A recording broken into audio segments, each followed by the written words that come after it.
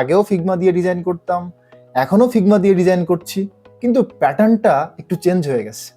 কিভাবে চেঞ্জ হইলো? যেমন ধরেন, আগে আমি ম্যানুয়ালি সব কিছু ডিজাইন করতাম, কিন্তু এখন সব থেকে মজার একটা ব্যাপার হচ্ছে ফিগমার সাথে কোলার্ডের এমসিপি কানেকশনের ফলে জাস্ট যে রিসার্চটা আমরা পাচ্ছি বা পাইলাম সেগুলা ম্যানুয়ালি আমাদের না করে জাস্ট কোলার্ডকে ইনস্ট্রাকশন দিচ্ছি যে এটা করো, তো সে কিন্তু সেটা করে দিচ্ছে।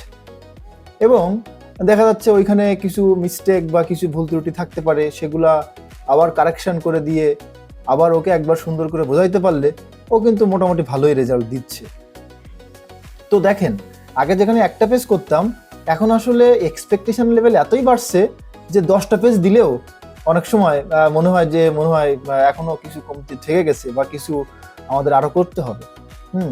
সো আগে যে কাজটা আমরা 2-3 মাস বা 5-6 মাস ধরে করতাম, সেই কাজটা কমে এখন দেখা যাচ্ছে যে 10 দিন বা 15 দিনের মধ্যে আমাদের করতে হবে। সো এক্সপেকটেশন লেভেলটা এখন আসলে কোন পর্যায়ে চলে আসছে চিন্তা করেন।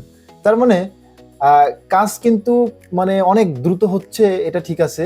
কাজ যদি আমরা দ্রুত করতে পারি তার মানে কি আমরা একটু রিল্যাক্স করতে পারবো, একটু গল্প গুজব করতে পারবো, কিন্তু সেটা কিন্তু হচ্ছে না।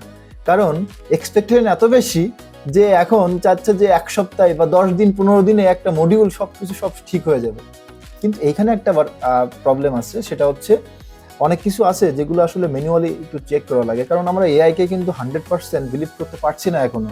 হ্যাঁ, তো এআই এর ওই পর্যায়ে যাইতে গেলে এখনো সময় লাগবে। তো কিছু জিনিস আমরা হয়তো করে ফেলছি দ্রুত, কিন্তু সেটা ম্যানুয়ালি চেক করতে যে একটু টাইম লেগে যাচ্ছে বা লেগে যাওয়াটা স্বাভাবিক, এটা অস্বাভাবিক কিছুই না।